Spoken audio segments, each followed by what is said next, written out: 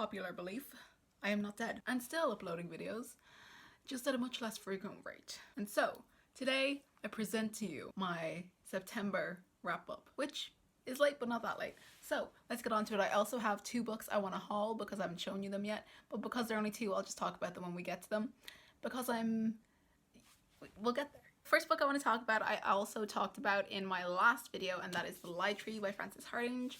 This book I got at Comic-Con. It is about a young girl who is a pastor's daughter. She and her family are escaping a scandal which kind of circles around archaeology and discoveries, and there is a tree involved, and it was so good. I love all of Frances Hardinge's books. They are so entertaining. They really remind me of why I love children's fiction. Just like the pacing of them, but also like the whimsical, magical elements. Like she really does magical realism teetering on full fantasy really, really well. It was so good. Cannot recommend enough. Also the illustrated edition, Chris Riddell, fab. Definitely check it out if you are into that kind of thing. The next 2 books I read are related, so I will talk about them together, and they are Brissinger and Inheritance. Now, these are the last 2 books in the Inheritance cycle, which is the main body of Ericon books. Now, this series I listened to partially on audiobook and partially I read it. I alternated between the 2.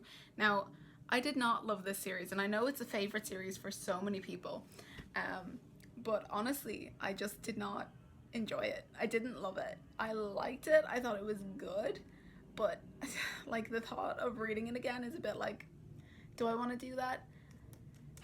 I'm going to think on it a while, because like the overarching story and the main premise, I didn't tell you what this is about. The Eragon books are about a boy who finds a dragon egg, it hatches, and he becomes a dragon rider. Basically it follows those characters and more, and kind of has Lord of the Rings vibe for children. Like I said, weren't my favorite.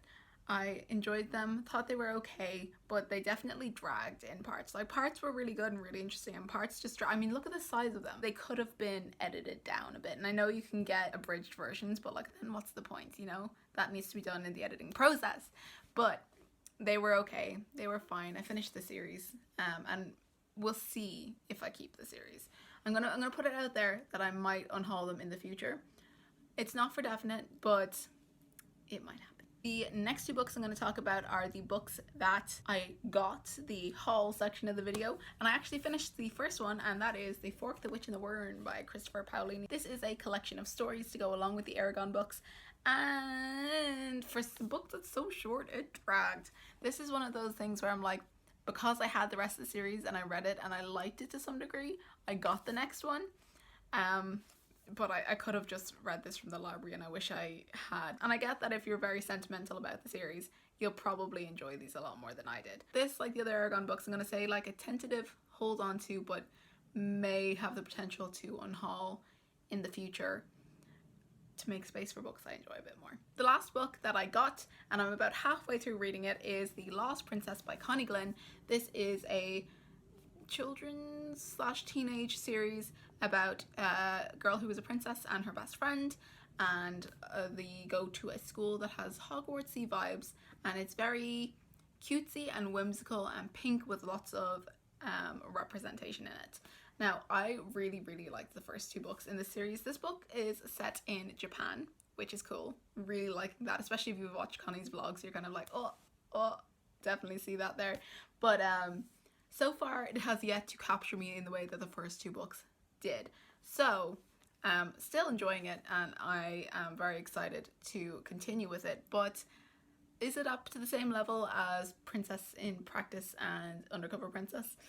I don't know. It's still good, but is it there? I've just had one of those reading months where like nothing has been like amazing, but everything's kind of just been like okay, so I'm hoping this picks it up, though we are in October now, so September was just crap. Anyway, that is my September wrap-up / mini haul. Hope you guys have enjoyed it. Thank you for watching, even though I've been absentee.